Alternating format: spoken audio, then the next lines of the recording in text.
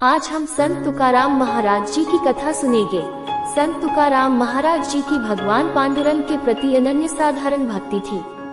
उनका जन्म महाराष्ट्र के देऊ गांव में हुआ था और वे सदैव वैकुंठ गए थे, अर्थात वे देहत्याग किए बिना अपने स्थूल देह के साथ भगवान श्री विष्णु जी के वैकुंठ धाम गए थे। उनके वैकुंठ गमन की तिथि तुकाराम बीज के नाम से जानी जाती है। आज हम उनके जीवन के कुछ प्रसंग सुनेंगे। संत तुकाराम महाराज जी का परंपरा से सावकारी का व्यवसाय था। एक बार उनके गांव में सूखा पड़ गया था।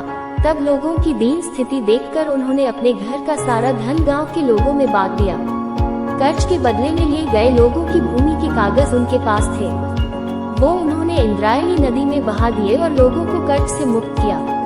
लोगों में धन बांटने के बाद वे विरक्त हो गए। उनकी घर तथा संपत्ति में से रुचि पुनः नष्ट हो गई। संत तुकाराम महाराज के गुरु थे सद्गुरु बाबाजी चैतन्य। एक दिन उन्होंने तुकाराम महाराज जी को स्वप्न में दृष्टांत देकर गुरु मंत्र दिया। पांडुरंग के प्रति असीम भक्ति के कारण उनकी वृत्ति विठ्ठल चरणों में स्थिर होने लगी। आगे मोक्ष प्राप्ति की तीव्र उत्कंठा के कारण तुकाराम महाराज ने देहू के निकट एक पर्वत पर एकांत में ईश्वर साक्षात्कार के लिए निर्वाण प्रारंभ किया। वहाँ 15 दिन एकाग्रता से अखंड नाम जप करने पर उन्हें दिव्य अनुभव प्राप्त हुआ। बाद में उन्हें भजन और अभंग स्फुरने लगे। उनका एक बाल मित्र उनके बताए प्रवचन अभंग लिख कर रखता था। तुकाराम महाराज जी अपने अभंगों से समाज को वेदों का अर्थ सामान्य भाषा में सिखाते थे। ये बात बाजू के वाघोली गांव में रामेश्वर भट्ट नामक एक व्यक्ति को चुभ रही थी। तुकाराम महाराज जी की बती प्रसिद्धि से वह क्रोधित था, इसलिए उसने संत तुकाराम जी के अभंग की गाथा इंद्रायणी नदी में डुबो दी। इससे तुकाराम महाराज जी को अत्यंत दुख हुआ। उन्होंने भगवान विठ्ठल को अपनी स्थिति बताई। अपने बाल मित्र से कहा, ये तो प्रभु की इच्छा होगी। ऐसे 12 दिन बीत गए।